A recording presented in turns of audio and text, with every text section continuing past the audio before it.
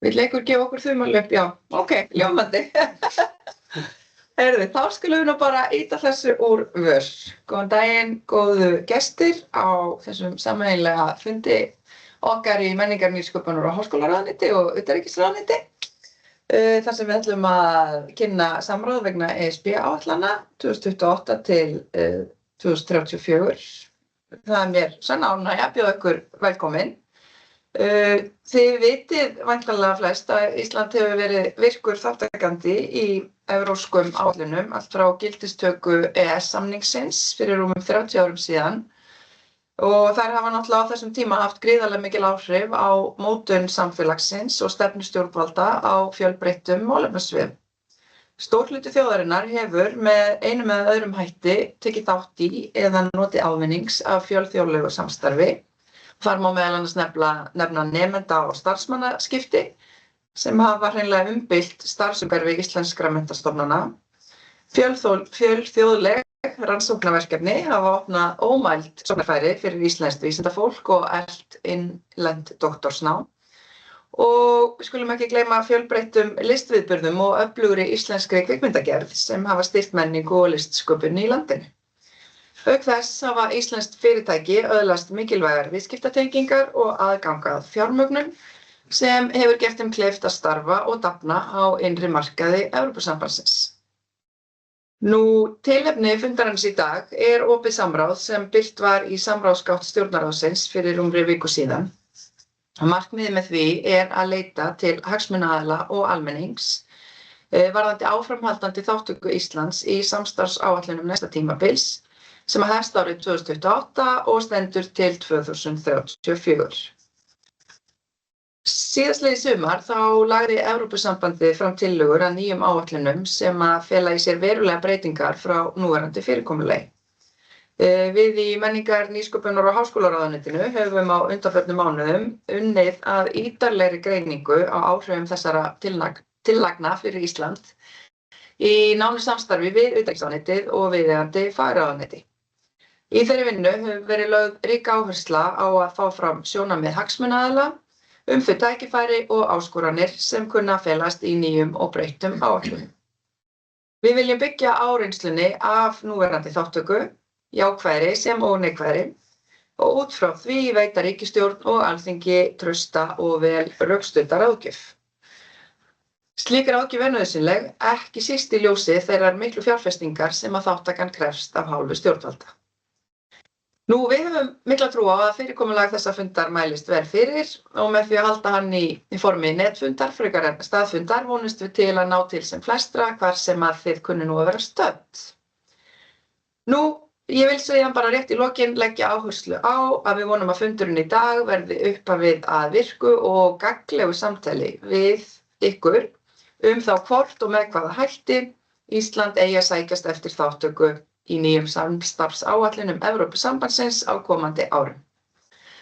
Þannig ég vil bara þakka ykkur kærlega fyrir að gefa ykkur tíma til að vera hérna með okkur í dag og taka þátt í samtalinu og hlakka til góðra skoðanaskipta við ykkur í dag og í framhaldinu. Og ef mér skjátlast ekki þá ætlar hann Þorsteinn Brynjar Björnsson fulltrúi okkar úti í Brussel að grípa orðið næstur. Já, þakka þér fyrir Sigrún Brynja. Ég vona allir heyri vel í mér.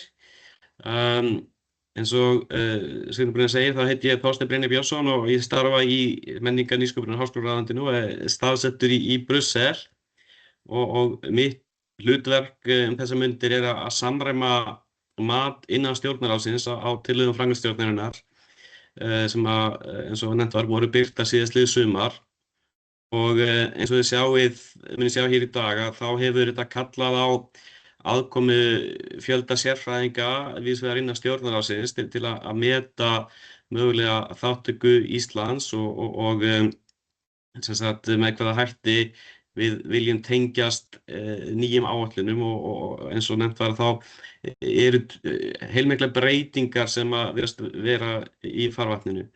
Áður en lengra haldið vil ég nefna að þessi fundur verður tekin upp og við vonumst að birta upptökuna á viðeigandi stað á næstunni. Ég er ekki viss hvort að glærurnar séu uppi, ég sé það allavega ekki á mínu skjá.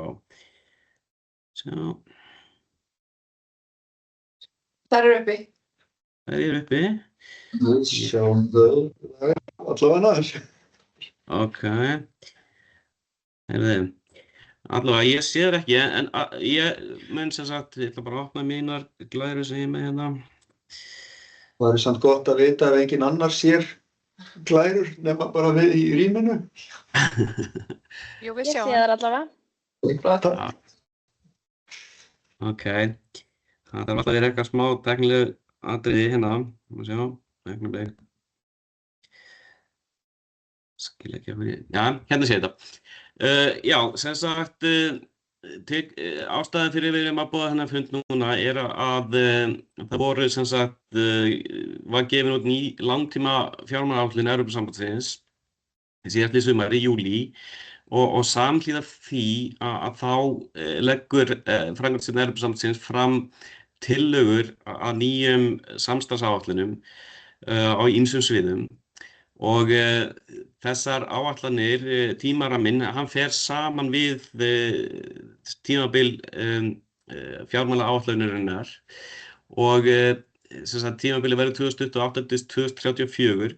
Þannig að það er þá gert ráð fyrir því að nýjar áætlanir fara af stað í ársbyrjun 2028 og ef vel er haldið á spöðunum að þá ættu Íslendingar og önnur EES-ríki að geta tekið þátt á fram sama tíma. En það eru sem sagt þessar tillögur það fela í sér heilmiklar breytingar. Við tökum nú þátt í 12 áætlunum í dag en þeim mun fækka verulega og í dag erum við að rýna 7 áætlanir sem að munum taka við af þessum 12 og reyndar er það svolítið víðara svið en það sem að líka er í farvatninu er að Evrópusambandið stefnir á að auka mjög samræmingu milli stefnumótunar og fjármögnunar. Þannig að svona forgangssvið allavega í ýmsum áætlunum, þetta er svolítið mismunandi milli tiltekinna áætluna, en markmiðið er að reyna að vera ekki að njörva niður of mikið forgangssviðinu og fjármögnunina til allra 7 áranna, heldur að reyna að setja fram vinnuáætlun til styttri tíma sem að mun þá kalla á það að við þurfum að fylgjast vel með sem sagt innan stjórnsýslunnar hvert áætlanirnar eru að þróast á þessum tíma, á þessum 7 ára tíma og það er líka verið að leggja aukna áherslu á samkeppnishæfni og fyrirtækja þátttöku og það sem við kallum efnahagslegt sjálfræði, það er að segja Evrópa sem álfa sem viðskiptaheild geti staðið sjálfstæðari í ýmsa máta og svo aftur viðnámsþol, öryggis- og varnarmál og þetta tengist að sjálfsögðu innrásinni í Úkraínu og þörfinni fyrir Evrópu til þess að geta staðið svona meira á eigin fótum. Svo líka í þessum áætlunum felast tillögur mjög auknar fjárveitingar til flestra ef ekki allra áætlana sem við erum að skoða en við erum reyndar að tekið það ákvörðun hér í dag að vera ekki mikið að fjalla fjárhagsleg áhrif vegna þess að það liggur ekki ljóst fyrir væntanlega í fyrsta lagi undir lok þessa árs hversu miklar fjárveitingar munu verða samþykktar af Evrópuþinginu og aðildarríkjunum. Þannig að það er tillögur sem að liggja á borðinu að þær eru að líkindum svona mjög gera ráð fyrir kannski óraunhæfum hækkunum en þó má ljóst þykja að ef við förum inn í alla þessar áætlanir sem við erum að skoða og það á sama grunni og við erum að gera í dag, þá mun það væntanlega kalla á aukin fjárútlát fyrir íslensk stjórnvöld. En að sama skapi þá er ágætt að halda til haga að yfir langan tíma þá höfum við fengið töluvert meira fé út af þessum áætlunum heldur en við höfum lagt inn. En ef við ætlum að viðhalda þeim árangri þá þurfum við að sjálfsögðu að halda vel á spöðunum. Getum við ekki næstu glæru, takk. Sem sagt, ég nefndi það eru 7 tillögur til skoðunar núna og við munum fá örstutta kynningu á hverju og einnig í dag. Og innan stjórnarráðsins að þá eru það sem sagt menningar, nýsköpunar, háskólaráðuneyti og utanríkisráðuneyti sem að halda utanum eru svona samræma heildarmatið en með þátttöku margra fagráðuneyta og einnig einhverju leyti stofnana sem að koma og við gefum reglulega upplýsingar til ríkisstjórnar og svo Alþingis í formi minnisblaða en það gert ráð fyrir því að ákvörðun allavega svona óformlega ákvörðun verði tekin eftir rúmt ár af ríkisstjórn.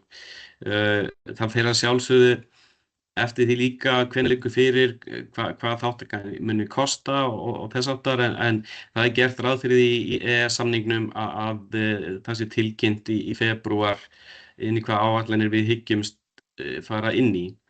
En það fer líka, eins og ég segi, tímafaktorinn fer eftir því hvenær Evrópusambandið búið að klára sínar reglugerðir.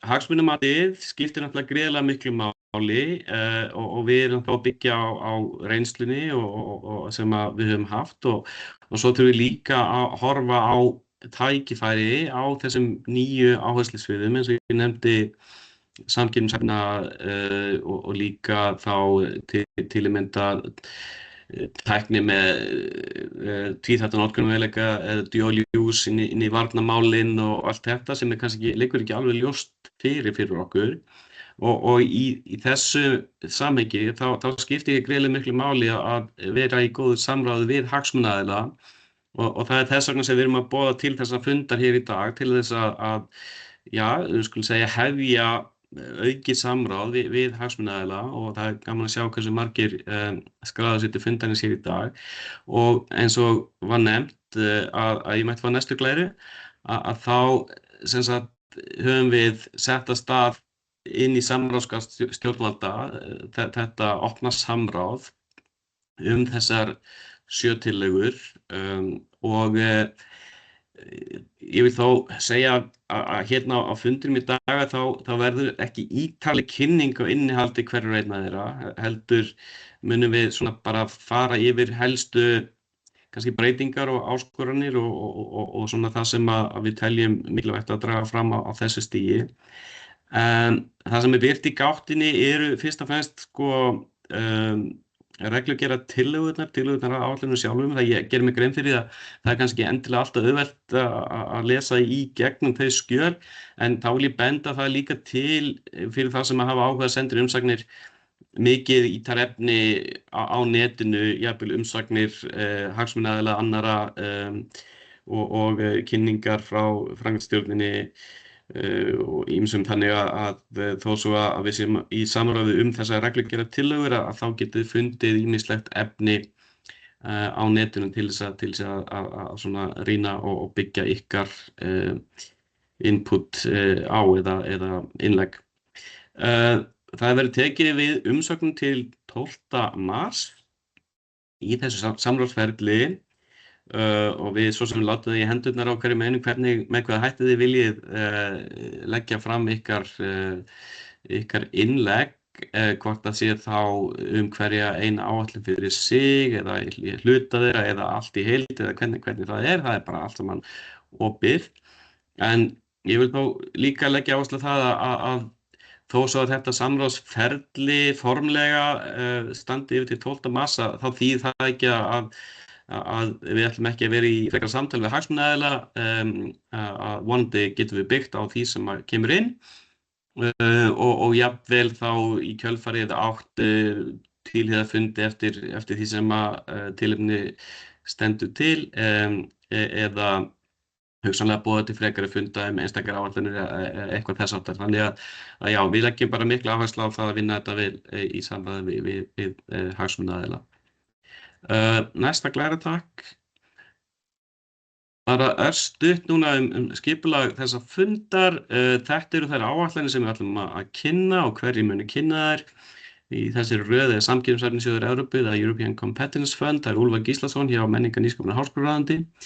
og hann mun einnig kynna rannsókna á nýsköpunaráætlunina Horizon Europe því að þessar tvær áætlanir verða mjög samtengdar á næsta tímabili. Svo ætlar Ásgerður Kjartansdóttir frá mennta- og barnamálaráðuneyti að kynna mennta-, æskulýðs- og íþróttaáætlunina Erasmus+. Svo fáum við menningar-, kvikmynda- og jafnréttisáætlunina Agora EU sem nýtt heiti og sem mun sameina þrjár eldri áætlanir. Svo það áætlun innri markað og tolla, hann Steindór Dan Jensen frá atvinnuráðuneyti átti að kynna en hann forfallaðist og ég mun taka þá kynningu fyrir hann. Svo mun Kjartan Jón Bjarnason kynna almannavarnaáætlunina UCPM, Union Civil Protection Mechanism og Kjartan frá dómsmálaráðuneyti og svo mun Hrefna Hallgrímsdóttir frá innviðaráðuneyti kynna Connecting Europe Facility áætlunina. Bara næsta glæra örstutt að við erum ekki með opið mikrofón en öllum velkomið að senda inn í spjallið spurningar og við munum reyna að taka það saman og svara í lokin. Eins og gefur að skilja þá erfitt að hafa þetta algjörlega opið samtal en sem sagt við munum reyna eftir fremsta megni að svara þeim spurningum sem uppkoma og reyna að flokka þær saman ef það eru á svipuðum nótum. Þannig að, já, ég bara gef þá orðið til Úlfars. Já, takk fyrir það, Þorsteinn. Kannski við hæfi eða kannski ekki við hæfi að byrja á þessum nýja samkeppnishæfnissjóði, þá getum við séð hversu margir flýja á fundinum á næstu mínútum.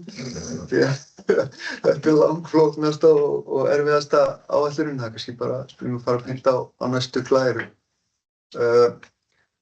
Ég set þarna orðið nýr af því þetta algjörlega nýtt prógram, ný áætlun en það má svo kannski líka lesa svolítið að þetta heitir ekki áætlun, það heitir sjóður eða fund, European Competitiveness Fund og það svona segir svolítið til kannski megin markmið áætlunarinnar eða sjóðsins. Þetta í rauninni nýtt tegund af verkfæri Evrópusambandsins og já, heildarfjárhagsramminn, hann ekki nema 234,3 milljarðar evra.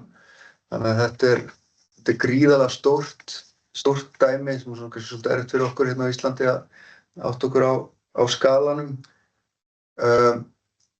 En svona heildar yfir markmið og það eru eflaust ekki margir hérna sem hafa lesið sig í gegnum reglugerðartillögurnar örugglega bara færri en 5 á öllu landinu, það eru mjög langar og óljósar en megin markmið þetta sem hefur verið að koma fram hjá ESB á síðustu árum. Það að loka nýsköpunarbilinu og bæta samkeppnishæfni gagnvart helstu keppinautum. Sagan segir að Evrópa sé ofboðslega góð í rannsóknum og búið til þekkingu en Bandaríkin séu rosalega góð að búið til peninga úr þekkingu og það margt til í því, gögnin bakka það upp og þessi áætlun eða sjóður svona svolítið svarið við því. Það eins og Þorsteinn kom inn á, ætlunin að auka sjálfræði, sjálfbærni og öryggi í Evrópu og það bæði efnahagslega og varnarlega og svona hliðarmarkmiðið að fækka hindrunum á innri markaði ESB eða EES og bæta umhverfi fyrirtækja í þá helst og aðalega í nýsköpun. Helstu forgangsröðun fjármagns. Það í þessum sjóði 4 stefnugluggar eða áherslusvið sem svona í takti við stóru áskoranir samtímans. Það hrein umskipti, orkuskipti, heilsa, líftækni, landbúnaður og lífhagkerfi. Það forysta í stafrænni tækni og svo viðnámsþol eða resilience, maður vanur að lesa þetta á ensku, öryggi, varnar, iðnaður og geimurinn eins og hann leggur sig. Í grunninn markmiðið að leggja svona grunn að því að þekkingariðnaður sé grunnurinn í evrópsku hagkerfi til framtíðar. Þannig að það megin markmiðið. Næsta glæra kannski. eins og Þorsteinn kom inn á það að vera sameina margar áætlanir og það kemur á næstu glæru en hugmyndin er að einfalda þetta stuðningsumhverfi og gera samræma regluverkið sko, fyrir þá sem hafa tekið þátt í núverandi áætlunum og kannski verið með í meira en einni áætlun átt að segja á því að það oft mjög misjafnt regluverk milli áætlana og hefur verið erfitt kannski þegar kemur að mótframlagi og þess að það hlutum, þannig að nú hugmyndin að verði bara eitt regluverk sem að næri yfir allavega þessa enn risa sjóð en líka þá fyrir flest allar aðrar áætlanir. Þannig að það er hugmyndin, hún verður mjög sveigjanleg þessi áætlun eða sjóður eins og Þorsteinn kom inn á tillögurnar mjög óljósar en útfærslan verður í árlegum vinnuprógramum. Þannig að það er erfitt að lesa nákvæmlega hvernig framkvæmdin á þessu verður í tillögunum. Þetta er nýtt verkfæri á þann hátt að það á að blanda saman opinberri fjármögnun, styrkjum, lánum, fjárfestingum til að laða að einkafjármagn inn í nýsköpun og til fyrirtækja.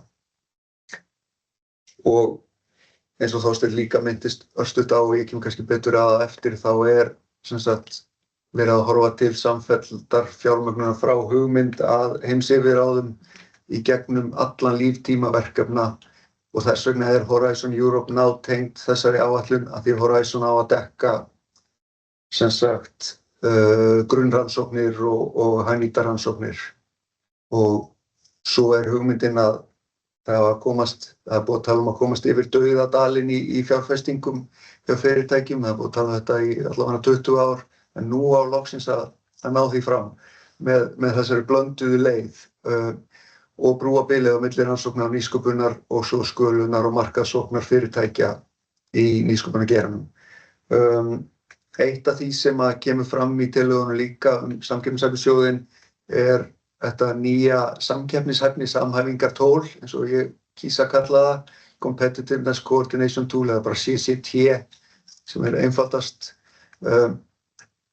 sem á að hafa svona yfirsýn fyrir hönd framkvæmdastjórnar ESB til að samræma fjármögnun verkefna og tryggja samfjármögnun þvert á áætlanir. Og dæmi, það bara til dæmis eins og þeir að vera að fjármagna gervigreindar verksmiðjurnar núna undanfarin ár, þar sem að margir aðilar og ólík batteri koma að og þetta á svona samhæfa það sem alveg nýtt líka í þessari áætlun.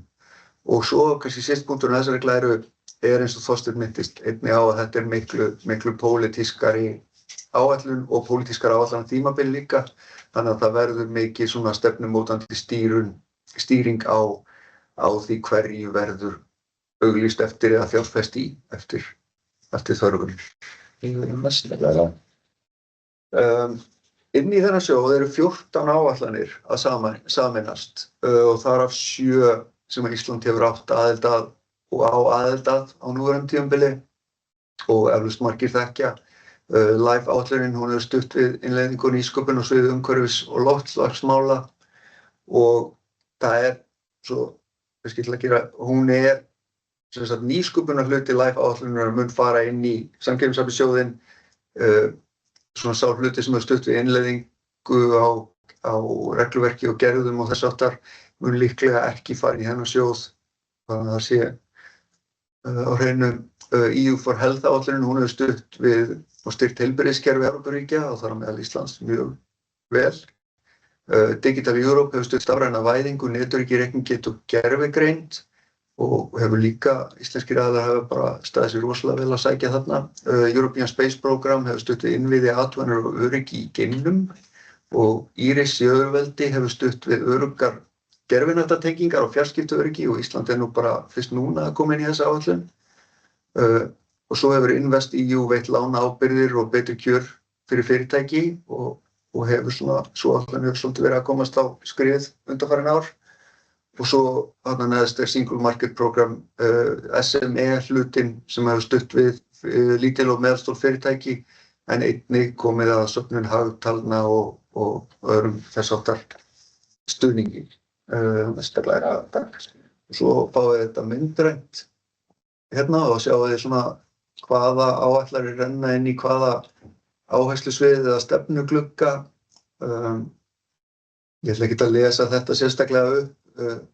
Það hefur allt komið fram áður en það er kannski vert að benda á að þessi hægra megin eru þessi 4 stefnugluggar samkeppnishæfni sjóðsins og samkeppnishæfni hluti Horizon Europe áætlarinnar sem ég kynni svo á eftir, en þetta nátengt. Neðst svo þessi þverstoð sem er líka nýtt í þessari áætlun, að það verður aukinn stuðningur við fyrirtæki og það verður ráðgjöf og þess háttar í kringum fjárfestingar í fyrirtækjum og verkefnum, því að það er ekki bara fyrirtæki sem hljóta stuðning og munu hljóta stuðningur og sjónum þetta líka opið fyrir opinbera aðila. Næsta glæra bara. Hér svo uppbyggingin, þetta allt mjög einfalt og þægilegt. Vinstra megin sjáum við fjárfestingaferðina. Þetta á að dekka allt þetta ferðalag og ég var að gera heiðarlega tilraun til að þýða þetta á íslensku. Allt frá rannsóknum að í rauninni markaðsókn eða útbreiðslu lausna þarna efst og allt sem í rauninni þar á milli á að vera þarna undir. Það eru þarna þessi 4 stefnugluggar og þið sjáu þarna tölurnar og það er kannski alveg vert að benda á að þessi 4. meira en helmingurinn að umfangi áætlunarinnar eða sjóðsins með við tillögurnar eins og það liggja fyrir. Þannig að það er mikil áhersla á kannski sérstaklega varnar iðnað og bara eðlilega. Og svo eru þessar þverstoðir neðst sem eru þá lánaábyrgðirnar og svona fjárfestingatæki en einnig ráðgjöf, stuðningur og færni uppbygging fyrir fyrirtæki. Og svo undir þessu öllu er eitt regluverk og samræmd stjórnsýsla, þar á meðal stjórnarnefndir sem verða sameiginlegar fyrir samkeppnishæfnisjóðinn og að ákveðin hluta Horizon Europe sem er alveg nýtt fyrirkomulag og veltur upp alls konar spurningum hluta þáttöku í áætluninni fyrir Ísland. Ég ætla að hlaupa bara mjög hratt yfir þessa 4 stefnuglugga, hrein umbreyting. Áherslurnar eru bara losun frá iðnaði, minnka hana og nýta orkuna betur. Það fjölbreyttari orkugjafar, sólarljós, vindur, mögulega jarðhiti, hver veit. Það er ekki tekið sérstaklega fram samt. Skulun og aukin framleiðslu geta í hreinni tækni og þá hjá tæknifyrirtækjum og þróun þeirra. Og svo þarna möguleg samfjármögnun stóra verkefna með Innovation Fund sem er ekki hluti af þessum sjóði en mun koma að samfjármögnun og Ísland hefur aðgang að þeim sjóði. Heilsa, líftækni, landbúnaður og lífhagkerfi. Hér ætlunin að styrkja viðbúnað, aðlögunarhæfni heilbrigðiskerfa og efla nýsköpun í heilbrigðisgeiranum, svona ekki ósvipað og EU for Health áætlunin hefur verið að gera. Það á að styrkja líftækni og lífvísindi og fyrirtæki á þeim vettvangi og þar á meðal náttúrulega sjálfsögðu lyfjaiðnaður líka. Og svo efla tækni og virðiskeðjur í landbúnaði og lífhagkerfi og hér náttúrulega kannski tækifæri fyrir íslenskan sjávarútveg að taka þátt. Næsta glæra. Stafræn forysta byggir að mestu leyti á Digital Europe áætluninni sem við höfum verið hluti af undanfarin ár og hér markmiðið að efla bara stafrænar tengingar og innviði og bæta netöryggi sem alltaf vera flóknara og flóknara. Á einnig að styðja við reiknigetu eða high performance computing, gervigreind og skammtatækni og það eru komin náttúrulega verkefni nú þegar í núverandi áætlunartímabili sem að styðja við þetta og svo eru það örflugur og hálfleiðarar og hráefni til þess að þróa slíkt og svo hefur þessi gluggi líka heimild til að fjármagna verkefni úr öðrum stefnugluggum ef það er stafrænn vinkill þar á. Næsta. Svo það stóri glugginn að lokum. Viðnámsþol, öryggi, varnariðnaður og geimur. Þetta langstærsti stefnuglugginn og hann verður mjög líklega sá pólitískasti líka. Það mjög líklegt að það verði forgangsraðað fyrir stór evrópsk verkefni sem að koma þá út frá stefnum Evrópusambandsins. Þar líklega stærsti hlutinn tengdur varnariðnaði og viðbúnaði og þá öll keðjan, nýsköpunarkeðjan og þarna undir eru líka sameiginleg innkaup hergagna og geimvistkerfið. Það er áhugavert að sjá hvað nákvæmlega felst í því en það er meðal annars svona áhugavert hvernig það var hreinsa geimrusl sem er mjög spennandi. Þarna kemur líka inn borgaralegt öryggi og lykilinviðir og þá líka út frá hernaðarlegu markmiðum og svo þarna mikið tækni með tvíþætt notagildi. Það reyndar tækni með tvíþætt notagildi og bara almennt tvíþætt notagildi að dual use út allt í þessari áætlun og líka Horizon Europe en í þessum glugga það líklega næst varnariðnaði og svona því sem að kemst næst varnar- og hernaðarmálum og það er þessi spurning hversu mikið erindi Ísland ætti í svona verkefni. En það eitthvað sem við viljum fá frá ykkur í samráðinu. Ístaklega InvestEU-hlutinn, hann svona þverstóð fyrir neðan gluggana og hann snýst að veita lánaábyrgðir til að hægt sé að fjárfesta í fyrirtækjum og til að laða að og virka einkafjármagni fyrr í nýsköpunarferlinu svo að fyrirtæki geti blómstrað. Einnig markmiðið með þessu að dreifa áhættu og veita sterkara fjárhagslegt bakland fyrir fyrirtæki og svona gefa þeim stökkpall til að sækja fram og hluti af þessu náttúrulega líka að búa til þá stærra svæði þar sem að fyrirtæki sótt fram í allri Evrópu. Já, og önnur verkfæri, eins og við komum inn á upphafi, þá þessi sjóður í rauninni bara verkfærakista, alls konar stuðnings, það eru styrkir, það eru opinber innkaup, lán, fjárfestingar þarna undir. Hann verður sveigjanlegur og á að geta brugðist hratt við, eða svona eins hratt við og ESB getur. En það önnur verkfæri til dæmis nánari eftirfylgni og fjárfestingaráðgjöf fyrir fyrirtæki og verkefni, þannig að það verður fylgst betur með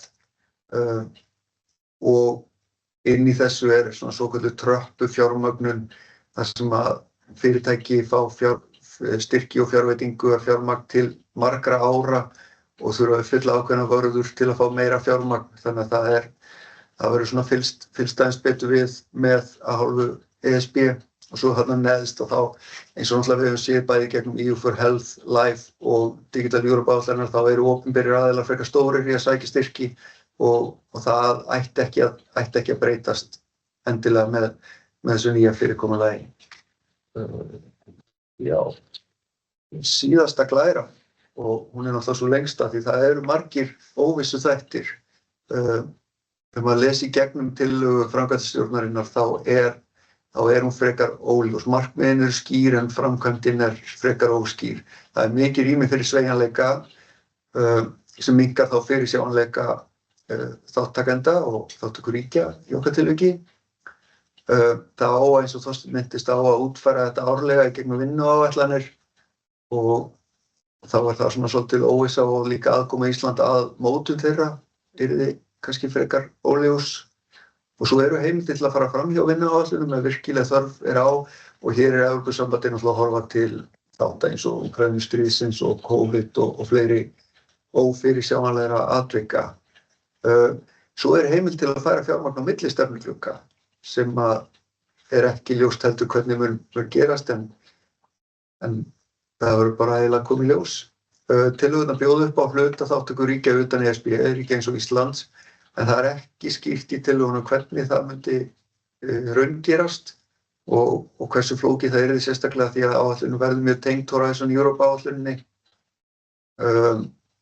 Og svo mikil svona undirliggjandi áhersla á sjálfræði og öryggi í ESB og þá spurning hvernig aðkoma annarra ríkja eins og Íslands að kannski auglýsingum úr áætluninni sem að snúa að viðkvæmri tækni. Hvernig sú aðkoma yrði og möguleikar á útilokun Íslands þar frá. Og svo þetta atriði með tvíþætta notagildi eða dual use sem kannski markaður á Íslandi sem hefur ekki verið skoðaður vel en eflaust eru tækifæri þar en það þyrfti að kanna það vel áður en við ákveðum þáttöku í allavega þeim hlut áætlunarinnar. Já, ég held að þetta sé síðasta glæran þessa áætlun. Þannig að því fari ekki bara varpi boltanum til mín sjálfs aftur og taki bara beint framhald af Horizon Europe sem að og mun verða nátengd samkeppnisefnissjóðunum þó svo það sé ekki alveg ljóst hvernig það mun verða í framkvæmd og ef maður tala við fólk í Brussel eða hlustar á kynningar frá framkvæmdastjórn ESB þá eru mjög margir sem að líta á þessar tvær áætlanir sem þá sömu og tala 400 milljarða evra pakka fyrir þessar tvær sem eða eina eftir hvernig horfa á það. En Horizon Europe, nú erum við komin á aðeins svona þekktara svið. Það eru nú mjög margir hérna á fundunum sem að þekkja Horizon Europe áætlunina eins og hún í dag. Í dag það 9. rammaáætlun ESB rannsóknir og nýsköpun, næsta verður 10. og hún mun heita það sama. Heildarfjárhagsramminn 175 milljarðar evra sem næstu því tvöföldun á því sem hún í dag, sem rosaleg hækkun. Ef þetta gengur eftir, ég held að Þorsteinn hafi nú minnst á það að aðildarríki ESB ekki búin að samþykkja þennan fjárhagspakka, þannig að það ekki víst að þetta verði svona hátt. Því sé haldið til laga. Markmið áætlunarinnar áfram og mun verða að styrkja vísindatækni og nýsköpun á grunni Evrópu og svo auka áhersla á samkeppnishæfni og maður sér það í tillögunum til dæmis þegar kemur að eignarhaldi á hugverkum og öðru og vernd hugverka að það eru alls konar klausur þarna um að halda því í Evrópu og jafnvel heimildir í reglugerðinni að krefjast þess. Stóri hlutin í Horizon snýr að stefnumiðum svona top-down rannsóknum og nýsköpun, stóru samfélagslegu áskoranirnar eins og kom fram áðan í samkeppnisefnissjóðinn, umskipti, orkuskipti og heilbrigðismál meðal annars. En það líka rosalega mikil stuðningur í þessum tillögum við grunnrannsóknir og grunnnýsköpun og þeir liðir eru að alltaf því tvöfaldast í tillögunum. Ég mun setja upp uppbygginguna eftir smá. Þannig að það í rauninni miklu meiri metnaður í þessari áætlun. Svo það markmiðið þessa einföldun sem búið að vera heldur frá því að Ísland byrjaði að taka þátt í rammaáætlun með ESB fyrir 30 árum að það hefur alltaf verið markmið að einfalda. Það hefur ekki alveg kannski gengið eftir. Og svo kannski vert að taka fram að þessar rannsóknaráætlanir og nýsköpunaráætlanir ESB eru risastór hluti af íslensku rannsóknar- og nýsköpunarumhverfi og jafnvel bara sambærilegt og okkar stóru innlendu sjóðir. Og við höfum sótt mikið fjármagn í þessar áætlanir þannig að við reiknum með að halda því áfram. Næsta glæran. Þessi nú bara til upprifjunar að þetta Horizon Europe áætlunin eins og hún lítur út í dag, 3 stoðir og 1 þverstoð neðst, framúrskarandi vísindi, samfélagslegar áskoranir og samkeppnisefni og nýsköpun í Evrópu. Beint á næstu glæru. Þetta tillagan að næstu Horizon Europe. Hún eiginlega alveg eins nema þverstóðin komin sem 4. hliðarstóð núna og það meiri áhersla á samkeppnishæfni. Eins og þið sjáið þá þarna stóð 2 í rauninni speglar bara samkeppnishæfnissjóðinn sem við heyrðum áðan og ég ætla að fara í hverju eina bara á einni glæru örstutt þannig að maður þarf að fara beint á næstu. Stoð 1 framúrskarandi vísindi. Þeir eru 44 milljarðar evra í tillögum framkvæmdastjórnarinnar og þessi stóð snýst að efla grunnrannsóknir og að gera Evrópu eftirsóknarverðum áfangastað fyrir framúrskarandi vísindafólk. Þannig að markhóparnir eru vísindafólk, vísindateymi og hér aðalverkefnið Evrópska rannsóknaráðið eða ERC sem orðið bara mjög þekkt vörumerki í heimi vísindana og mikill gæðastimpill ef að vísindafólk fær styrk frá ERC. Þeir eru orðnir þó nokkrir á Íslandi en mætti alveg vera fleiri. En í þessari stóði líka Marie Sklodowska-Curie verkefnin sem að styðja við doktorsnám og þjálfun nýdoktora og fleira. Og Svo þarna líka undir Joint Research Center af URC sem bara pínkulítið hluti og ég ætla ekkert að fara nánar í næsta. Stoð 2 samkeppnishæfni og samfélag og hér eru 76 milljarðar evra í tillögum framkvæmdastjórnarinnar. Hérna eru hagnýtt samstarfsverkefni sem brúa bil grunnrannsókna og nýsköpunar og markhóparnir eru kannski stofnanir og fyrirtæki, mögulega opinberir aðilar, háskólar náttúrulega sjálfsögðu og hugmyndin þarna með sérstaklega samkeppnishlutanum að þetta séu verkefni sem geta síðan átt erindi í samkeppnishæfnisjóðinn. Þannig að í rauninni litið svo á að samkeppnishæfni hluti þessara stoðar sé bara fyrsti hluti samkeppnishæfnisjóðsins sá sem snýr að rannsóknum og grunnnýsköpun. Þannig að stefnugluggarnir eru þeir sömu, það eru hrein umskipti, heilsa, líftækni, landbúnaður og lífhagkerfi, stafræn forysta og svo viðnámsþol, öryggi, varnariðnaður og geimurinn. Nema fjármagnið akkurat öfugt við það sem í samkeppnishæfnisjóðunum. Hér eru mestu peningarnir í orkumálum og loftslagsmálum og svo heilsu, líftækni, landbúnaður og lífhagkerfi sem svona gefur ákveðnar vísbendingar. En svo eru þarna eitthvað smá fjármagn í samfélagslegar áskoranir og leiðangran eða mission sem voru kynntir í núverandi áætlun en virðist eiga að fjara út í þessum tillögum og New European Bauhaus sem ég alltaf finnst svona leggi að þýða og svona líka hálf umdeilt verkfæri og ég ætla ekki að fara nánar út í það. Næsta Klara. Nýsköpun sem þriðja stoðin, hér talað 39 milljarða evra og markhópurinn framsækin nýsköpunarfyrirtæki sem að hafa tækifæri til að skala upp. Þannig að þetta ekki kannski þessi svokölluðu litlu sprota fyrirtæki með 1-2 starfsmönnum heldur þetta kannski aðeins burðuri fyrirtæki. Hér aðalverkfærið Evrópska nýsköpunarráðið eða EEC sem með mörg verkfæri til að styðja við og líka fjárfesta í fyrirtækjum í gegnum EEC fjárfestingasjóðinn og hefur verið að bjóða upp á fjármögnun í gegnum styrki og fjárfestingar síðustu ár.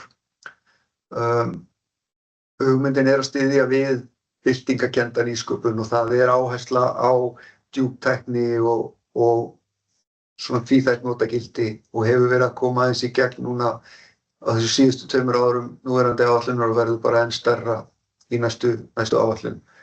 Og svo mun þessi stoð líka styðja við vistkerfi nýsköpunar þá í gegnum tengslamyndunarverkefni og stoðverkefni. Svo það síðasta stoðin, Evrópska rannsóknarsvæðið og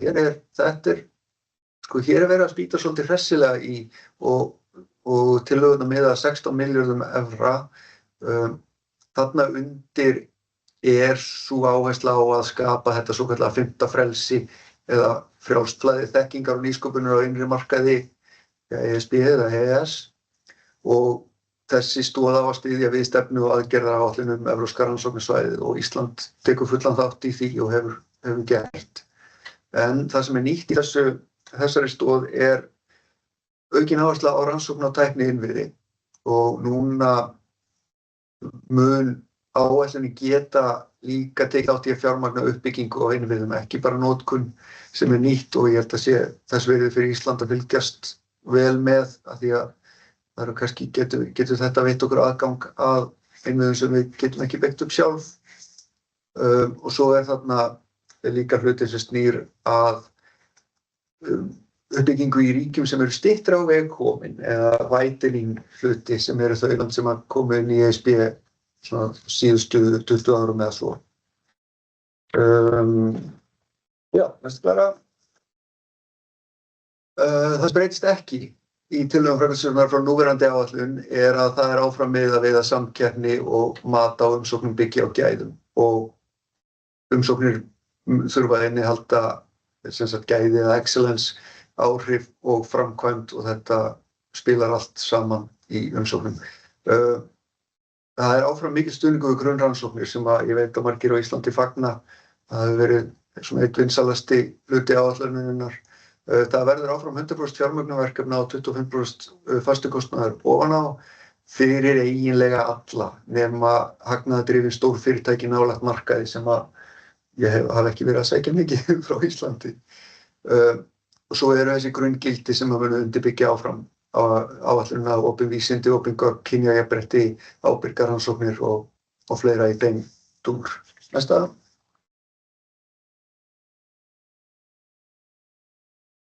En helstu breytingarnar frá núverandi tímabili, það eru fleiri en það sem helst óbreytt, sem náttúrulega kannski endurspeglar ekki alveg raunveruleikann, en markmiðin hjá framkvæmdastjórninni að stytta þennan tíma frá umsókn að upphafi alveg heilan mánuð, en það er margir kvartað yfir þessu. Lump sum verður meginreglan í öllum samningum hjá framkvæmdastjórninni. Auglýsingarnar verða, þeir tala að þær verði opnari fyrir þá sem hafa lesið vinnuáætlanir núverandi Horizon Europe, vita að það er oft bara sagt nákvæmlega hvernig á að vinna verkefnið. Þeir ætla að falla frá þessu, að þeir lofa því og gefa tækifæri fyrir svona fjölbreyttari nálganir. Lágmarkskrafan þátttöku 2 aðildarríkja ESB, það er 1 í núverandi áætlun. Þetta mun örugglega gefa mikil áhrif að því að þessi verkefni eru það stór með fjölda aðila. Svo er þessi beina tenging við samkeppnishæfnissjóðinn í gegnum stoð 2 og það verða sameiginlegar vinnuáætlanir fyrir þann hluta og það verður bara mjög áhugavert að sjá hvernig það verður í framkvæmd. Það eru sömu reglur fyrir allar áætlanir, þar með talið fjármálareglur og mikil stækkun á evrópsku nýsköpunarráðinu og áherslu á djúptækni og bein fjármögnun, já, rannsóknartækni eins og ég var búinn að koma inn á. Þetta tvíþætta notagildi verður mjög ríkt, virðist vera. Það er varla talað annað. Þannig að við þurfum að aðlaga okkur að því. Og svo er þessi stefnumiðari og sveigjanlegri nálgun, þannig að það mun minnka allan fyrirsjáanleika í áætlunni sem að verður kannski svolítið erfitt fyrir okkur að aðlagast. Svo eru einklaðar eftir. Tækifæri og áskoranir fyrir íslenska þátttakendur. Það er miklu meira fjármagn, en það getur líka verið áskorun af því að það þarf að fara vel með það. Það er miklu meira áherslu á hagnýtingu og lausnir. Það er mikil tækifæri í auknum áherslum á innviði og það er með aðgengi fyrir þá íslenska aðila. Þetta gæti kallað á aukið samstarf ólíkra íslenska aðila, til dæmis háskóla, rannsóknastofnana og sprotafyrirtækja sem er bara mjög spennandi tækifæri. Það mun alltaf vera smá aðlögunartími, þannig að þessar sameiningar áætlana og nýtt umhverfi mun örugglega krefjast ýmislegs bæði af umsækjendum en einnig af stjórnvöldum til að búa til rétt hvata og stuðningsumhverfi og við erum alveg meðvituð það okkar megin. Varnarmál og tvíþætt notagildi, þetta er nýtt og verður eflaust áskorun fyrir marga. Svo er það hvernig Horizon Europe og samkeppnishæfnissjóður ESB mun spila saman, það er bara mjög óljóst en gæti verið spennandi og þessi sveigjanleiki og minni fyrirsjáanleiki sem er óþægilegt kannski fyrir umsækjendur sem að vilja bíða með að sækja í einhver tíma. Og svo er það bara þessi óvissu þáttur öryggissjónarmið sem geta leitt til útilokana frá vinnuáætlunum og það er sjálfsögðu mjög erfitt fyrir Ísland að vita ekki með góðum fyrirvara ef að við megum vera með í ákveðnum auglýsingum. Þannig að það er kannski meira áskorun fyrir íslensk stjórnvöld heldur en þáttakendur í þessu tilviki. Ég held að þetta sé síðasta klærum frá mér. Það ekki. Þannig að ég bara varpa boltanum á Ásgeiri, held ég. Já, takk, Úlfar. Það heyrist í mér, það ekki? Já, Ásgerður heiti ég sem sagt og alþjóðafulltrúi í mennta- og barnamálaráðuneyti og ég ætla að kynna stuttlega tillögu framkvæmdastjórnar að nýrri Erasmus-áætlun fyrir næsta fjárhagstímabil og næsta glæra, takk. Ég ætla semst að fara yfir breytingar og nýjungar og hvaða tækifæri tillögurnar fela í sér fyrir íslenska þátttakendur. En hvað er Erasmus+? Erasmus+ er regnhlífar áætlun Evrópusambandsins á sviði menntunar, þjálfunar, æskulýðsmála og íþrótta og hún er þriðja stærsta í röðinni af þeim sem við erum að fjalla hérna í dag. Hún nær yfir öll skólastig, bæði formlegt og óformlegt nám og hefur megin áherslu á hreyfanleika og samstarfsverkefni. Áætlunin er komin til ára sinna, hún mun fagna 40 ára afmæli á næsta ári og hún hefur skilað mjög miklum árangri og verið lengi kölluð flaggskip Evrópusambandsins. En það hafa yfir 16 milljón þátttakendur tekið þátt í henni allt frá 1987 og þátttakendur á öllum aldri.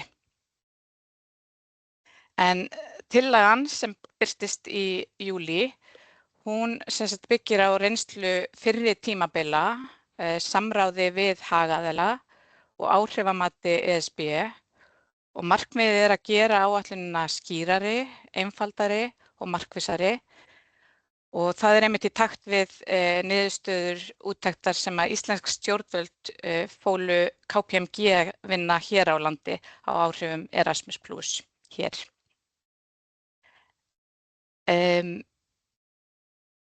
En bara nefna eitt að Erasmus+ hefur þá sérstöðu á meðal þessara áætlana sem við erum að fjalla í dag, að umsýsla hennar að mestu leyti í höndum landsskrifstofa sem reknar eru í öllum þátttökuríkjunum.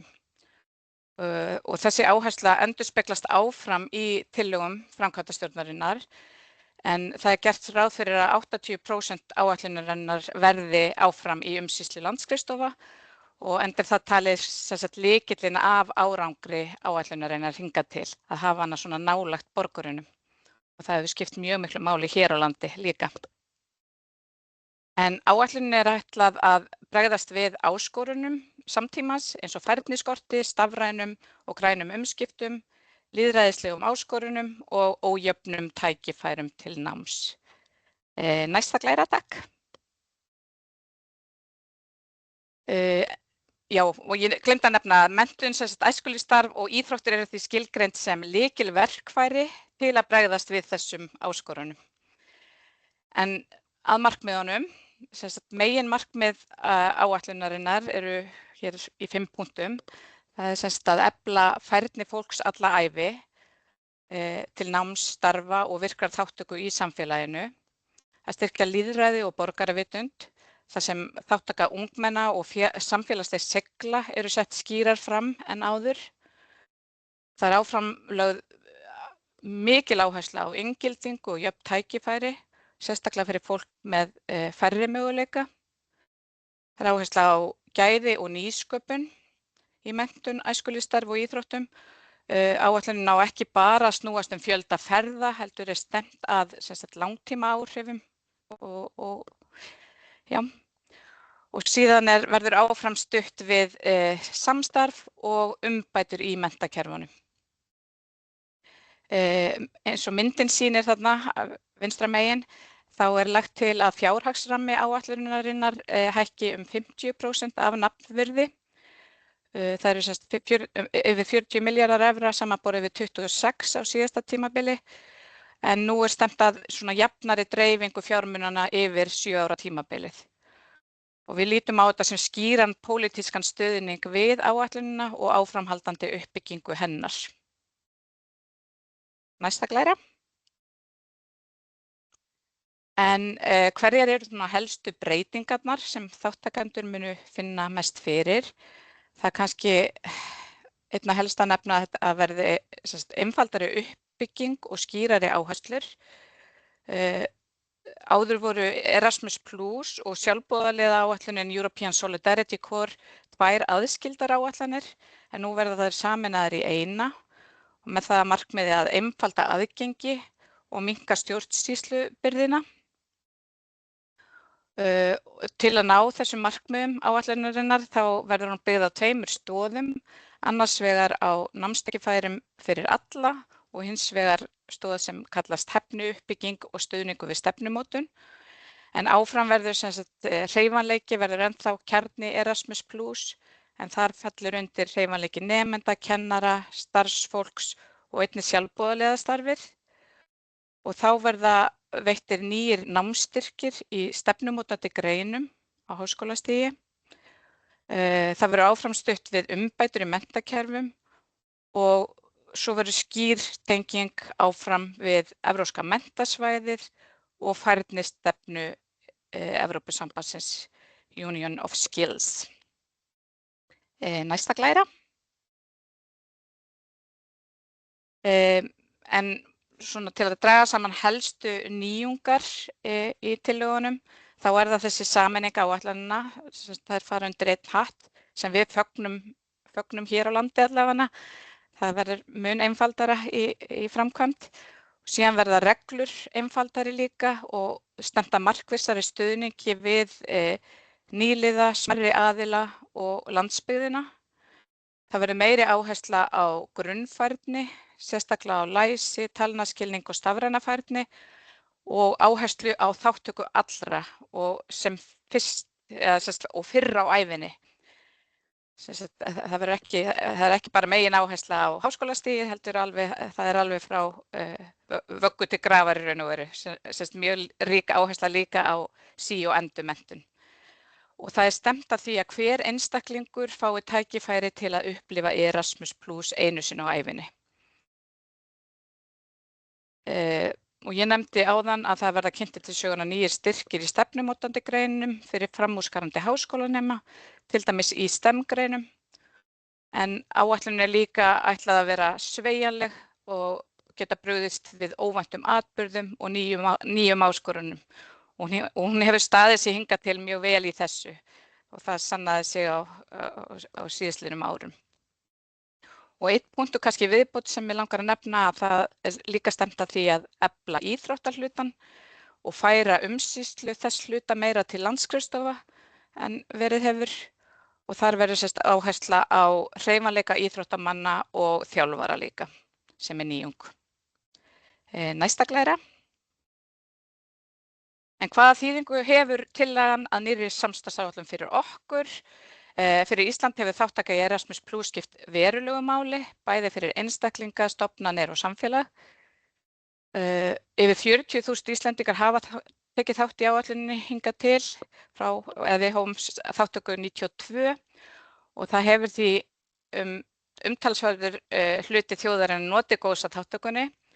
Og þetta hefur skapað tækifæri fyrir nemendur, kennara, ungt fólk, starfsfólk skóla og félagasamtök. Og áhrifin hafa verið mikil á bæði alþjóðavæðingu, mennta- og æskulýðsstarfs hér á landi. En nýja áætlunin mun vonandi fela í sér fleiri og fjölbreyttari tækifæri til þátttöku. Og það verður skýrari tenging við mennta- og ungmennastefnur, atvinnu- og færnistefnu og stafræna þróun. Og það má segja að tillögurnar séu mjög í takti við væntingar okkar hér á landi og þær áherslur sem Ísland setti fram í afstöðupappír sínum. Og við fögnum því að hér markvissa þróun að ræða en ekki grundvallar breytingu á áætluninni. Þetta áfram Erasmus+, nafnið heldur sér, en það verður skýrari fókus og breiðara hlutverk. Bara til þess að draga þetta saman, þá má segja að tillagan feli í sér að byggja upp hæfni, samheldni og seiglu í Evrópu með inngildandi námi, hreyfanleika, samstarfi og virkri borgara þátttöku. Við munum að sjálfsögðu halda áfram að fylgjast með þróun mála í Brussel og vinna náið með landsskrifstofu Erasmus+ hér á landi og öðrum hagaðilum og til að tryggja að hagsmunir Íslands verði áfram vel varðir og að áætlunin styðji áfram við öflug og alþjóðlega tengd menntakerfi. En ég læt staðar numið hér. Takk fyrir.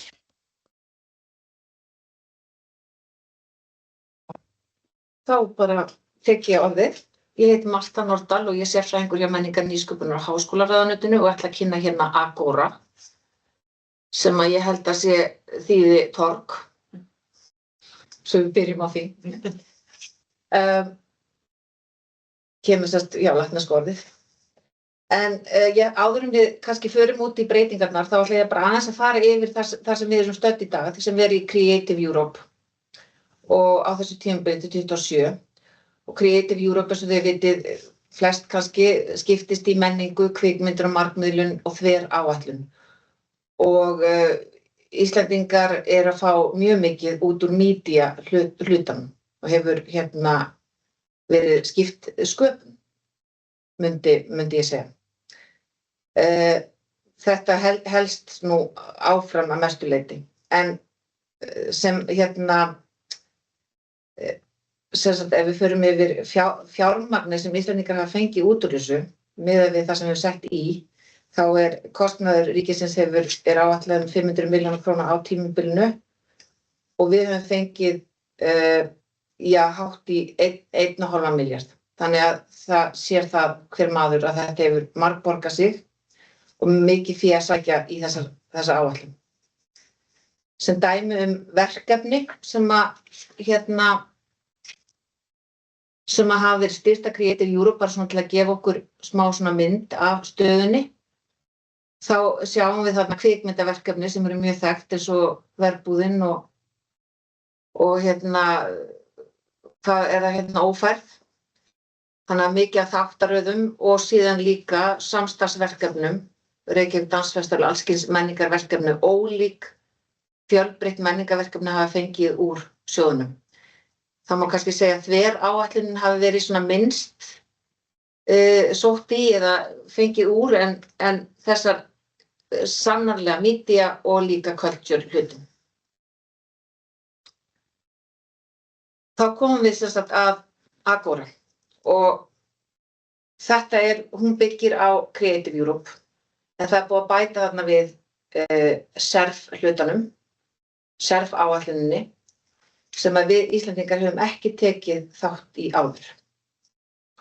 En þarna áherslan á mannréttindi, lýðræði og jafnrétti og kannski ástæðan fyrir því að þetta sett svona inn í menningarhlutan að þetta tvinnast náttúrulega inn í menningu. Það að segja og það mikil áhersla bara yfir höfuð í samfélögum í dag á jafnrétti, aðgengi, inngildingu, lýðræði og þetta snertir inn á kvikmyndir, inn á öll menningarverkefni og með því að kannski að samtvinna þetta einhvers konar, eins og Úlfar var að segja, einhvers konar undirliggjandi áhersla Evrópusambandsins eða svar við þessum breytingum sem eiga sér stað í Evrópu og svona þessi ótti við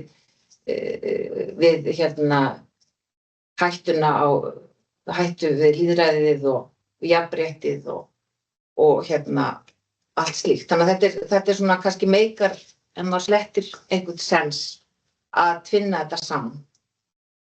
Áfram verður áherslan á 3 stoðir þó þær verði aðeins öðruvísi, það er kannski næsta glæra. Meginmarkmiðin, ef við förum inn í meginmarkmiðin, þá það þetta. Það áfram þessi menningarlega fjölbreytni sem felst í þessu samstarfi þvert á landamæri, þvert á greinar eins og verið hefur samkeppnishæfnin eins og í kvikmyndum og þáttaröðum og sérstaklega í þessum myndmiðlum og tölvuleikjum. Og svo kemur þetta listræna frelsi og fjölmiðlafrelsi, jafnrétti, mannréttindi og sem svona þráðurinn í gegnum alla áætlunina. Þá bara næsta glæra. Já, þetta 3 stoðir að áfram erum við með menningarhlutan sem okkur hefur gengið vel í og í raunverulega kannski fer vaxandi ef eitthvað þar sem að fólk, svona Íslendingar, fara að kynnast betur áætluninni því meira hægt að sækja í hana og hún náttúrulega með áherslu á menningarlega fjölbreytni og samvinnu. Og næsta glæra, þannig að þetta kannski ekki svo mikið breyting frá því sem var. Síðan það áfram myndmiðlarnir og það bara eins og sem að í raunverulega okkar svona sterkastar media sem að við höfum sótt svona mikið í. Og síðan þarna líka fjölmiðlun og þarna komum við aftur að þessu undirliggjandi markmiði. Það upplýsingaóreiðan sem við höfum áhyggjur af og þessi fagmennska fréttamanna frelsi til þess að flytja fréttir sérstaklega þar sem hætta steðjar að. Þetta svona, síðan komum við að nýja hlutum sem þessi SERF-hluti sem við höfum ekki tekið þátt í áður og það skiptist í þannig hluta réttindi, jafnrétti borgara og borgarlegt samfélag og í DAFNI hlutan, þetta áætlun sem hefur lengi verið til og lýðræðisleg þátttaka og réttarríki. Þetta auðvitað ekki undir forræði menningarráðuneytisins, heldur þetta undir forræði dómsmálaráðuneytisins og eru þau með okkur í þessu og eru að rýna þessa áætlun með tilliti til hvort að við eigum að taka þátt í henni eða ekki. Þetta stærsta áætlunin eða stærsti hluti áætlunar, mesta fjármagnið. En þetta gefur, ef við tökum þátt í þessu, þá gefur þetta mikil tækifæri fyrir mannréttindasamtök og alls kyns samtök sem eru að starfa á sviði jafnréttismála og ofbeldismála, lýðræðismála til þess að sækja Einnig þarna kemur þessi spurning sem að hvort að og mikið verið rætt þú veist hvort að við getum verið í hlutaþátttöku, tekið einungis áfram þátt í menningarhlutanum sem þekkjum og vitum að við græðum á, eða hvort að við höfum ekki kost á því og erum að taka þátt í allri áætluninni. Það líka verið að spekulera mikið í því ef að það hlutaþáttaka hefur það áhrif á það að umsækjandi sem kannski að sækja þvert á áætlunina skerðir þeirra möguleika. Þannig að það svona að mörgu að huga og þetta bara verið að greina hjá þessum okkar samstarfsríkjum sem að hvaða möguleikar og hvernig best að snúa sér í þessu. En við vitum það allavega að menningar, gamla creative og menningar hluti áætlunarinnar, listræni hlutinn, svo að segja, hann hefur verið veruleg viðbót við okkar menningarlíf og ekki síst í kvikmynda- og þáttagerð sem hefur verið alveg skipt sköpum. Ég held að ég sé nú bara búin með, ég held að ég sé bara búin að fara yfir það sem að þetta snýst Takk. Já, þá væntanlega bolti komin aftur til mín. Ég heiti reyndar ekki Steindór Dan Jensen núna, heldur Þorsteinn Brynjar Björnsson ennþá. Steindór sem sagt forfallaðist í dag og Steindór sem sagt starfar í atvinnuvegaráðuneytinu. Það kannski sýnir hvað við störfum vel þvert yfir stjórnsýsluna að menningar, nýsköpunar og háskólaráðuneyti ætla að kynna áætlun innri markað og tolla. En sem sagt það aftur atvinnuvegaráðuneyti sem að samræma mat á þessari áætlun með fjármálaráðuneyti og Hagstofunni sérstaklega. En þessi áætlun, hún frábrugðin þeim sem við höfum verið að kynna hér áður að því leyti. Hún fyrst og fremst, hún styrkir fyrst og fremst alls konar stjórnsýsluverkefni og því ekki beint svona hefðbundna samkeppnisáætlun hér að ræða.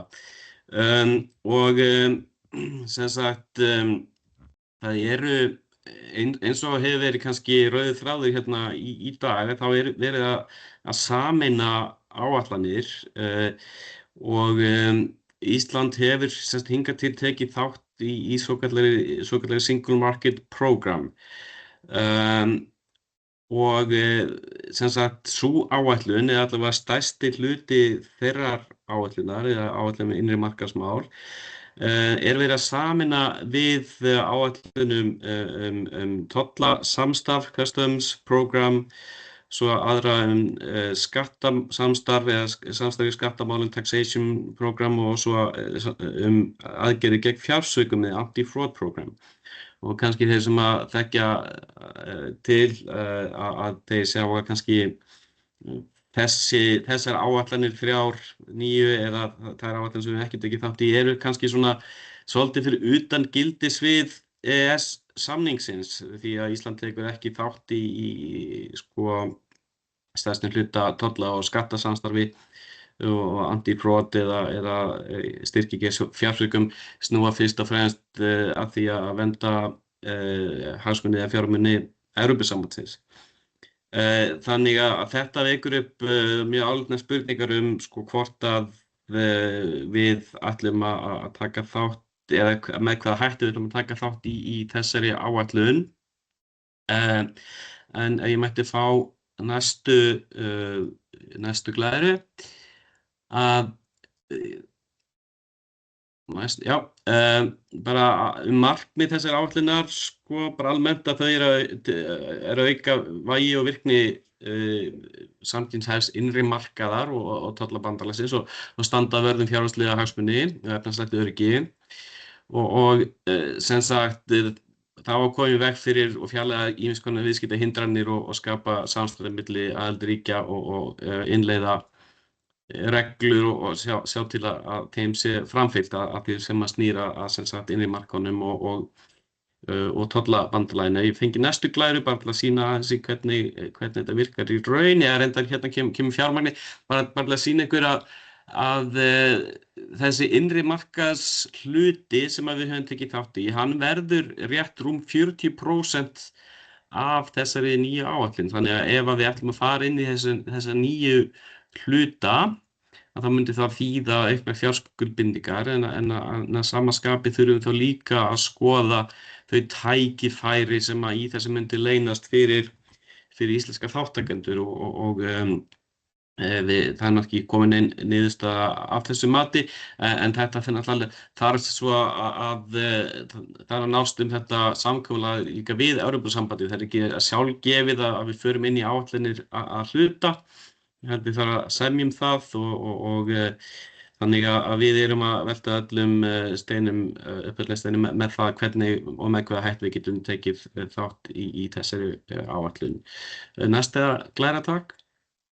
En það sem að skiptir náttúrulega gríðarlega miklu máli hér að við höfum haft mjög góða reynslu af þátttöku í sko Single Market Program eða áætlun innri markaðinn.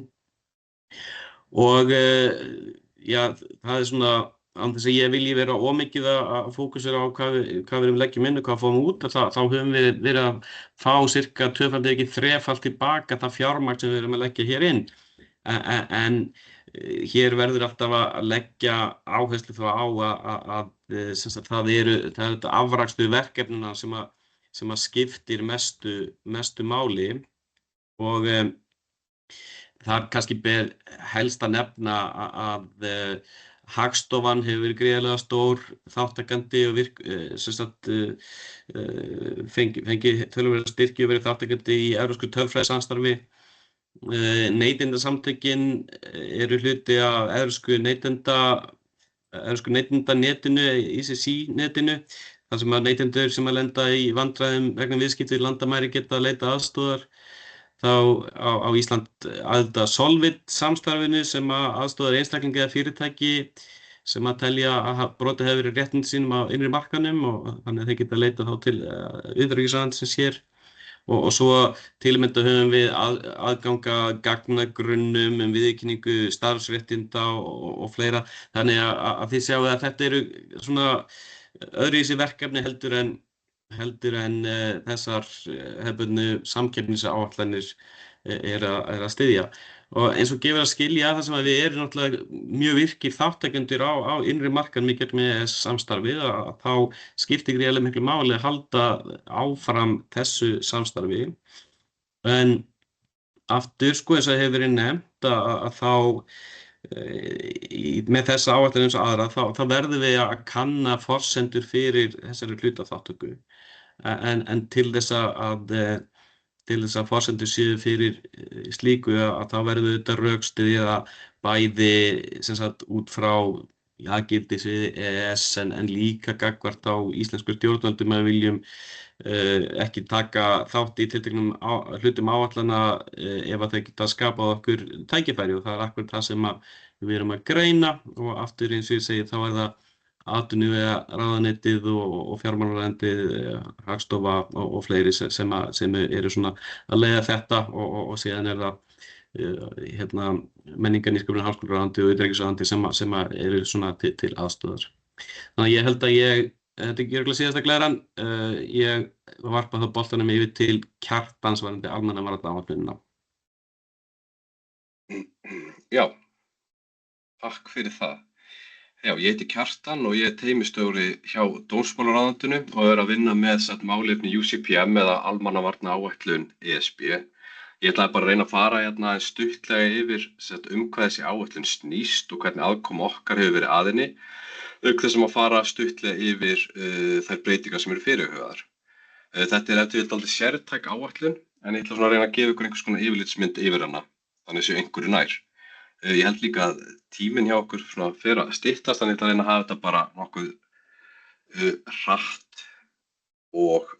hraða og örugga yfirferð. Það var stofnað til þessar áætlunar árið 2001 og frá upphafi hefur markmið hennar verið að styrkja og efla samstarf aðildarríkja ESB og 10 annarra ríkja, þessum orðin 10, þar á meðal Íslands á sviði almannavarna. Og í almannavörnum þá tölum við almannavarnahringinn eða almannavarnahringrásina og verkefni, almannavarna er sífellu verkefni þótt að atburðurinn sjálfur fá yfirleitt mesta athygli. Og með þessu á ég við að þegar allt með kyrrum kjörum og það ekkert kannski í gangi í samfélaginu, þá gefst okkur tækifæri til að undirbúa okkur og búa okkur í haginn fyrir mögulega atburði, bara auka viðbúnað okkar og áfallaþol. Það getur til dæmis verið áætlanagerð, þjálfun og fræðsla. Og sér næsta stig í þessari hringrási þegar atburður hefst og almannavarnakerfi virkjast. Og þá erum við í viðbragði og síðan í kjölfarið af því þá hefst endurreisnin og þá getum við aftur farið að undirbúa okkur. Og svona er gangur almannavarnakerfisins og UCPM, það getur komið inn á alla þessa þætti. Og því má segja að sjóðurinn, hann gegnir mikilvægu hlutverki þegar kemur að öllum þessum sviðum almannavarna og hefur nýst okkur vel. En í mjög einföldu máli má segja að tilgangur áætlunarinnar sé tvíþættur. Og það er að samhæfa viðbrögð við neyðarástand í Evrópu eða ef einhver atburður kemur upp, þá er þetta svona stuðningsnetið það og síðan að efla áfallþol og fyrirbyggjandi aðgerðir aðildarríkjanna. Og þegar ég tala samhæfingu á viðbragði, þá er til dæmis við þegar eitt ríki lendir sem ég var að segja í einhverjum óvæntum atburði eða áfalli, þá er þetta óska eftir aðstoð í gegnum þennan vettvang og þá getur aðildarríki boðið fram sérfræðiaðstoð og auk þess að liggur kannski fyrir vitneskju hvar næsti búnaður er staðsettur sem hægt er þá að senda til viðkomandi ríkis. Og í þessu felst á bara mjög mikilvægur öryggisventil fyrir okkur sem hægt að grípa til ef þörf er á, en einnig getum við aðstoða aðra með sérfræðiþekkingu okkar. Og með eflingu áfallaþols og fyrirbyggjandi aðgerðum, þá erum við til dæmis að tala á þessu vettvangi að sækja styrki sem við höfum gert fyrir ýmsu verkefni, auk þess sem að við höfum sendt fólk út til að fá þjálfun og fræðslu. Þá má hoppa á næstu glæru. Á þessari glæru vildi ég bara rétt koma inn á 2 batteríur sem er Emergency Response Coordination Center og RESC-EU. Því að það er aldrei mikilvægt að átta sig á í þessari áætlun bara hvað þetta hefur mikið að segja fyrir öryggi okkar og hvernig við getum nýtt það til að efla öryggi okkar. Og Emergency Response Coordination Center er þá þessi aðili sem fer með samhæfingu og við getum leitað til bæði varðandi að sækja okkur aðstoð og einnig að veita aðstoð og til þess að almannavarnadeildin er bara í talsvert miklu samskiptum við þetta batteri dag frá degi. Síðan árið 2019 þá var stofnað þetta RESC-EU sem ætla að styrkja getu aðildarríkjanna enn frekar og þá má til þess nefna að það eru tilteknir resursar sem hægt er að nýta til að aðstoða þjóðir það þörf á og ég tekin upp á glærunni dæmi til dæmis sérhæft teymi heilbrigðisstarfsmanna og sérhæfða til dæmis flugvél til að bregðast við gróðureldum, bara svo dæmi sé tekið. Þá má við fara næstu glæru og þá hvernig nýtist UCPM Íslandi. Og þetta er kannski mikilvægast í þessu til að átta sig á bara hvernig erum við að nýta þetta. Og þá vildi ég bara nefna að við höfum sótt styrk í verkefni og það til dæmis til að nefna dæmi þá hefur við sótt styrk varðar Host Nation Support eða gistiríkjastöðning og þá var styrkurinn notað til að innleiða tiltekna verkferla í samræmi við leiðbeiningar Evrópusambandsins varðandi móttöku og erlendu hjálparliði. Einnig hefur fengið styrki til að vinna úttekt og gerð skýrslu gróðureldavarnir á Íslandi. Að auki hafa fulltrúar íslenskra stjórnvalda verið sendir í þjálfun og námskeið gegnum vettvanginn sem hefur nýst okkur vel og einnig má minnast á að íslenskir sérfræðingar hafa einnig miðlar eins og sinni og þekkingu í gegnum þennan vettvang. Við getum einnig kallað eftir aðstoð, tækjum og mannafla ef þörf er á vegna tiltekinnar hættu og þótt Ísland kannski hafi ekki oft eða allan tíma þurft að gera það, þá er það mjög mikilvægt að vita af því. Og bara til að nefna eitt dæmi þá var í nóvember 2023 út af jarðhræringunum á Reykjanesskaga. Þá fengum við hérna sérfræðihóp til að aðstoða okkur aðeins varðandi ráðgjöf varðandi hraunkælingu. Og það var nú svo sem það sem ég vildi fá að segja hérna. En bara svona kannski overall má segja bara við höfum góða reynslu af vettvangnum og til dæmis almannadeild ríkislögreglustjóra sem sér þessi málefni hefur nýtt sér það mikið og þeirra mati er að þetta sé mjög mikilvægur vettvangur. En það ætla ég bara rétt að hoppa yfir að fyrir næstu glæru í hvað er nýtt í og þetta hefur kallað UCPM+, svona í daglegu tali. Og það er kannski bara verið að efla UCPM, bæði hvað var áfallaþol og sér samhanga aðgerða þar á reynir. Þetta getur nú tekið allt breytingum í samráði og þetta er svona í vinnslu en það er kannski svona eina veigamesta sem ég vildi ekki athygli á er að það er verið að víkka út gildis við þessa vettvangs þannig að taka í auknum mæli tillit til heilbrigðistengdri starfsemi er var áfallaþol viðbragð. Það er eitthvað sem við þurfum að skoða vel. Einnig er í skoðun að stofna öflugari samhangastöð. Það er svona Crisis Communication Hub sem væri bara öflugri útgáfa af því samhægabatteri sem er nú til staðar ef svo má segja. Þetta er töluvert einföld mynd sig að draga upp hérna en það er bara verið að efla þetta unit. En annars er líka bara verið að auka áherslu á áfallaþol og fyrirbyggjandi aðgerð á þessu vettvangi og það spila bara inn í þær öryggisaðstæður sem við erum að fást við í Evrópu og mikilvægt þess að við séum öll svona tengd og vel undirbúin. Meira var ekki frá mér þetta varðar, þá gef ég boltann á næsta mann. Takk fyrir. Já, takk fyrir það. Hrefna Hallgrímsdóttir heiti ég og starfa á skrifstofu samgangna í innviðaráðuneytinu og ekki bara fá fyrstu glæruna, reyna að vera mjög góð í tímastjórnin hérna. En ég ætla að segja ykkur aðeins frá Connecting Europe Facility eða CEF, en þetta er svona aðeins öðruvísi nálgun af því að Ísland hefur ekki áður verið aðili að þessari áætlun. En hún er svona eitt af lykil fjármögnunartækjum Evrópusambandsins til þess að byggja upp innviði í Evrópu, samgöngu innviði og orku innviði. Og markmið áætlunarinnar er svolítið að svona tengja Evrópu betur saman, svona koma á svona skilvirkari tengingum á þessu sviðum í álfunni. Og þetta er svona talin vera ein af lykilforsendunum fyrir því að innri markaðurinn nái markmiðum sínum. Bara svona í því tilliti er talin nauðsynlegt að gera til dæmis bara ferðalög, vöruflutninga, aðgengi að orku og svo framvegis bara svona skilvirkara og sjálfbærara. Og á tímabilinu 28 til 34 þá verður líka lögð svona sérstök áhersla á að styðja við tengingar þvert á landamæri í Evrópu og við erum að tala þá sérstaklega uppbyggingu innviða á TEN-T samgöngunetinu og TEN-E orkukerfinu. Og í þessari áætlun verður líka sérstök áhersla á hernaðarlegan hreyfanleika innan Evrópusambandsins og svo verður líka horft til samstarfsverkefna á svið endurnýtanlegrar orku.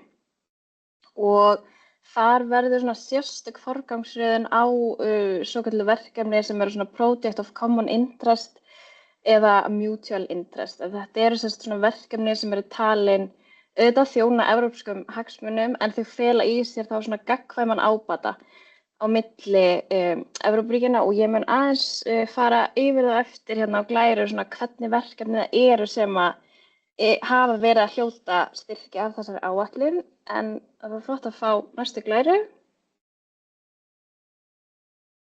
En markmið og fjárhagsrammi, markmið eru þetta þá að byggja upp og nútíma væða evrópsk samgöngu og orkukerfi þannig að þau svona styðji við efnahagslega samheldni og auki öryggi í álfunni eins og ég sagði. Og á síðustu árum þá hefur þetta verið svona aukin áhersla á viðnámsþol innviða, bara svona í ljósi geopólitískrar óvissu og orkukreppu og annað. Og við sjáum það að tillaga að þessum fjárhagsramma fyrir næstu áætlun endurspeglar þetta svolítið skýrt, en hann nemur um 81 milljarði evra og við sjáum hann á glærinu hvernig hann skiptist á milli geiranna, en á yfirstandi tímabili að þá nemur ramminn 33 milljónum evra, þannig að það töluverða aukningu að ræða sem að við teljum að undirstriki mikilvægi þessara mála og hvað þau eru orðin mikilvæg fyrir Evrópu í stefnumótunarlegu tilliti. Og það var það bara næsta. En já, bara til að skilja betur eðli þessar áætlunar, þá gagnlegt að skoða hvernig verkefni hafa verið að fá stuðning. Og á svið samgangna þá má til dæmis nefna þetta Rail Baltica verkefni, þetta járnbraut sem tengir þá Eystrasaltsríkin betur við meginland Evrópu. Annað dæmi þetta Brenner Base-göngin á milli Austurríkis og Ítalíu og Sen-Esco verkefnið sem myndar þá skipgengja vatnaleið á milli Frakklands, Belgíu og Hollands. Og SEF hefur líka stutt við uppbyggingu hafna á TEN-T-netinu. Og þá sérstaklega horft til orkuskipta og nútímavæðingu hafnainnviða. Og síðan ef við horfum á orkusviðinu að þá beinist stuðningur helst að uppbyggingu raforkuneta, vetnisinnviða, flutningi og geymslu koltvísýrings og samstarfsverkefna í endurnýtanlegri orku. Og þetta allt með það að skapa samtengt kolefnishlutlaust evrópskt orkukerfi. Og það svolítið þema sem kemur alltaf upp í þessum verkefnum sem hafa verið að fá styrki, að þetta eru verkefni sem ganga þvert á landamæri og það ákveðin gagnkvæmur ávinningur á milli ríkjanna af þessum verkefnum. Og svo skulum við bara fá næstu glæru vegna þess að í beinu framhaldi af þessu að þá kannski gott að skoða bara aðeins sérstöðu Íslands gagnvart þessari áætlun vegna þess að Ísland, eins og við vitum, hefur ekki bein landamæri á öðrum ríkjum og tengist náttúrulega Evrópu fyrst og fremst bara gegnum flug og siglingar, auk þess sem verkefni sem hljóta stuðning þau verða að tengjast TEN-T-netinu. Og það setur okkur ákveðnar skorður og svo Íslandi þetta hvorki aðalega að Evrópusambandinu né EU Military Mobility Network og það takmarkar líka aðgengi okkar að þeim hluta SEF sem að snýra þessum hernaðarlega hreyfanleika og verkefnum sem getur þú tengst inn á það. Og svo erum við með tiltölulega einangra orkukerfi hérna á Íslandi sem ákveðin faktor sem þarf að horfa til líka. Þannig að raunhæfustu verkefnin fyrir Ísland myndi væntanlega þá liggja í einhvers konar verkefnum þá tengdum höfnum á TEN-T-netinu, þá orkuskiptum í höfnum og mögulega ákveðnum orkuinnviðum sem getur þá fallið undir skilgreiningar sameiginleg hagsmunaverkefni. Þannig að já, þá var þetta bara komið hjá mér. Takk fyrir.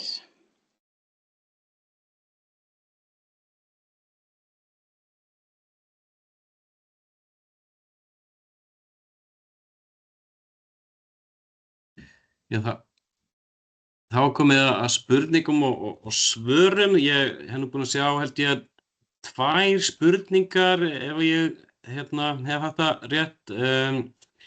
Önnur var til Úlfars, ekki satt. Varðandi netöryggismál.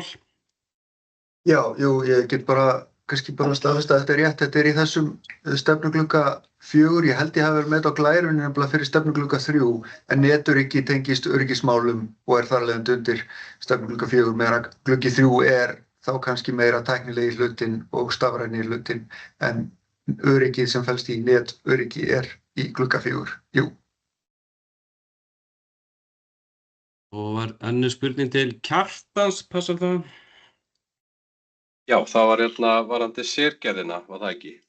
Það kannski kemur ekki beint inn á sko, þennan vettvang að fjalla eitthvað það, en bara svona upplýsingar þá það verið að taka gerðina upp í EES-samninginn og það vinna hjá EFTA varðið það, þannig ekki búið að taka hana upp. Þannig það svona einvarðað í því, en dómsmálaráðuneytið ber ábyrgð á gerðinni sem mjög víðfeðm og kemur inn á marga geira eða mörg svið. Dómsmálaráðuneytið sem stendur að svona greiningavinnu á henni og í svona kjölfari verið að tekið næstu skref. Kannski ekki til að fara nánar út í það hérna og til ekki tíminn útrunin, en hvað var Sveinn sem kom spurningar á hann velkomið að hafa bara samband við mig. Hann vill eitthvað fá nánar upplýsingar, en ég held að þurfa ekkert meira á þessu vettvangi kannski. Hún að þetta fullnægjandi. Svo hérna ein ný spurning fjölmiðla, ég veit ekki hvort að Marta á tækifæri til að svara henni. Já, fjölmiðlar hafa ekki verið hluti af Creative Europe. Þannig að þess vegna þetta kannski svolítið nýtt. Og því spurningin af hverju hafa þeir ekki sótt í þennan sjóð, en þetta þannig það gefst tækifæri til þessi framtíðinni. Það hefur ekki verið í boði. Þetta hefur ekki verið í boði, sko. Það ástæðan. Þannig að nýja áætlun tekur gildi 2028, þannig að þá myndi ný tækifæri koma í ljós og í aðdragandanum að því. Síðasta tækifæri fyrir spurningar. Ekki, þá kannski bara fáum við næstu glæru.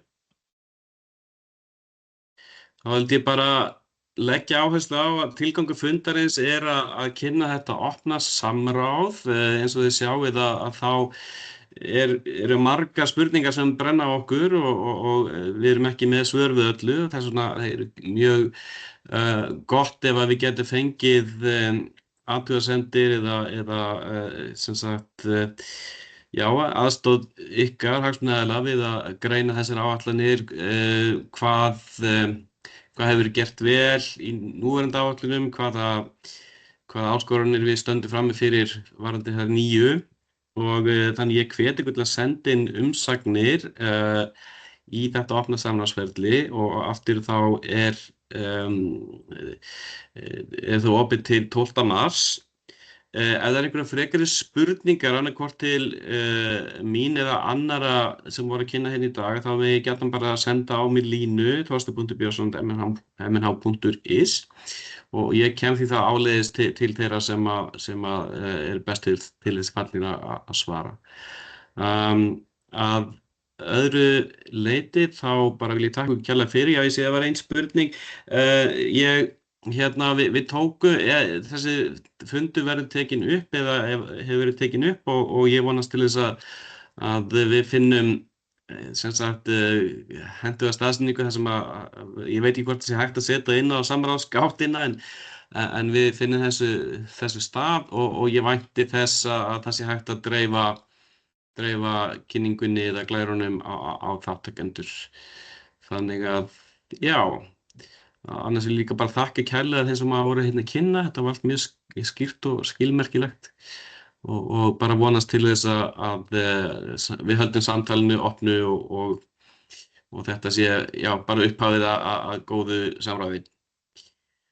Þannig að bara fyrir hönd okkar allra, bara þakka ég kærlega fyrir þátttökuna.